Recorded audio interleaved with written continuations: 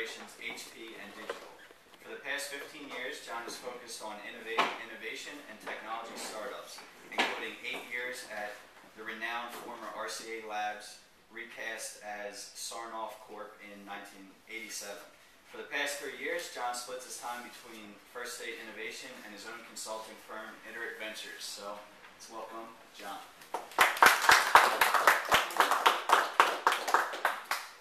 So, you've done a whole lot. Yes. A whole lot of cool stuff. I keep busy. So, we're talking about finding investors, and obviously, for people that don't know anything about FSI, maybe you can introduce what FSI is, what you do there. Oh, sure. Give us a better understanding. Yeah, I split my time between FSI and my own consulting firm, and so actually I did have might as well just have some cheat sheet on FSI.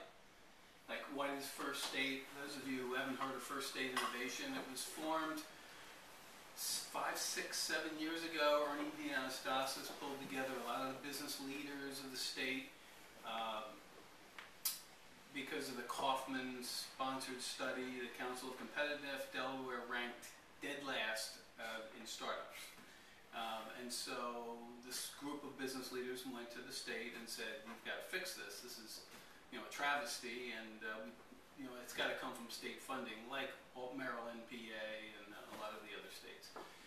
And the response was underwhelming. And the business leaders said, "We'll take care of it ourselves if you're not going to." And so they banded together, started doing, if you look at the First State site, you'll see the advisory board members, all pro bono, meeting once a week.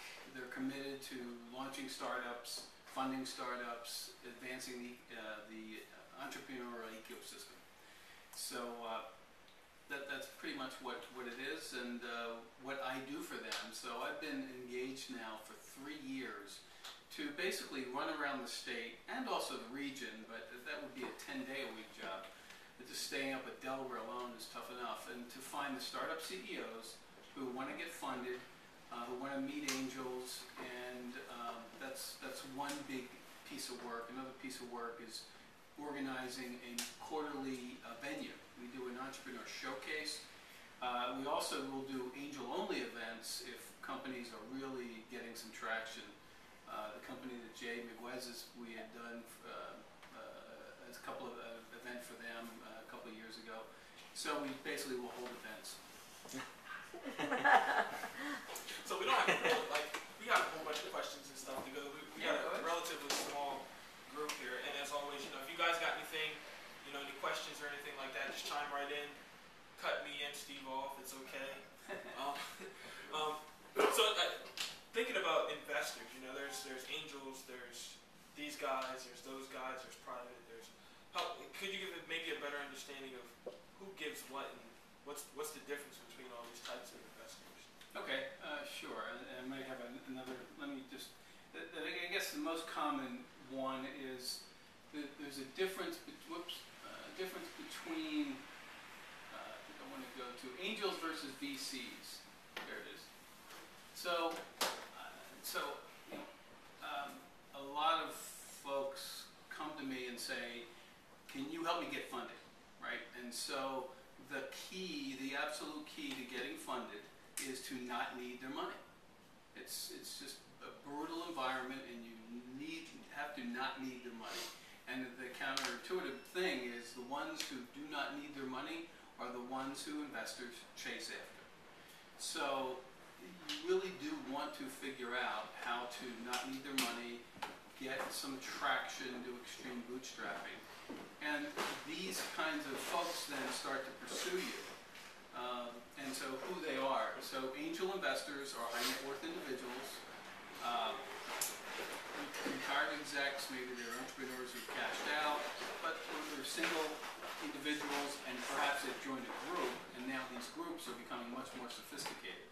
So we can talk about these groups and where they are and who they are in this area. I'd be glad to answer any and all questions about the angels, the angel groups here, the angel groups in Philly. Just been around, know a lot of them, and that's what First State is putting together, an angel fund. The big difference between the angels venture capital investors manage somebody else's money. Angels write their own checks out of their own money. Venture capitalists manage other people's money.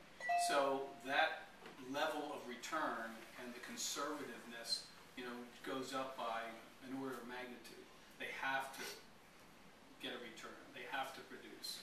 And if you've been keeping up or reading about venture capital returns, there's a lot of weeping and gnashing of teeth in the venture capital industry. I think it went 6 months ago. The returns, I think actually the overall returns, may have gone negative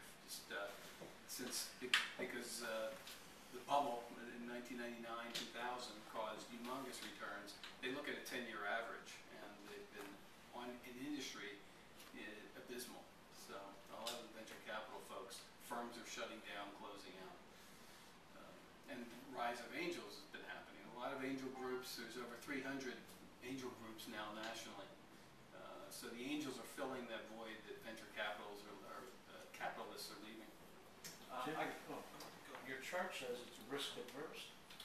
Oh yeah, so if you look at risk, the levels of risk, a lot of, it's pretty interesting how really investors are risk averse. They really want to take only calculated risks. So if you look at angels versus VCs, VCs really do want a sure bet. They're going later stage. They don't want to go through, and we can get into the risks of starting up a company, of seed, early stage, super early stage, what those risks are and why it's so risky. Venture capitalists don't like to deal with it. They want you to get past that, and they'll pay more money. Everybody will pay more money when you've gotten past the real tough stuff. Angels have a different motivation. Angels want to roll. Angels will buy a roll in some cases. Angels have different motivations. So sometimes they'll either like a team, they want to roll, they want to be active. It's a lot different agenda that the angel has, so they're much more risk averse than a venture capitalist who absolutely has to produce a return for their investors. When you say role, you're saying they want to have an active participating role in the development of the company? It could be a board role. Okay. It could be an advisory mentorship role. It could be an active role. And you brought up, I want to maybe go back a little bit, you brought up some really kind of bubble bursting points. One was that investors, they want to chase yield. They want to put their money maybe in places that the money's not needed, so to speak. Right. Do you want me to clarify? Yeah, so, I'll bring, I'm like the king of multi-sided questions. So, so that's one piece that I thought was a really great thing. The other is that you're sort of saying that your ideas aren't necessarily going to get you in the door. You got to do some work up front, figure out a way to make this thing make sense before you start to go and look for money. Is that what you were saying, or were you saying something different? Well, let's take one question at a time. Yeah. First, Too far west. I'm the king of two-part questions. yeah, so I'm going to forget the second one. I'm not that smart. I'm going to stay with the why is it important to have investors chase you? And it's because it's a beauty contest. There's a heck of a lot more entrepreneurs looking for money than there are investors. There's very few investors. And it's like dating. It's really like dating. If you come out looking desperate, you're not going to get a date.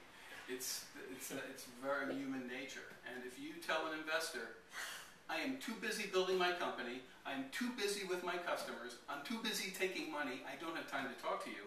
What are you going to do for my company? Do you know my business? Get back to me, you got 5 minutes. That gets them very interested. Now, that differentiates you from the other 500 professional beggars. There's 500 people looking for funding.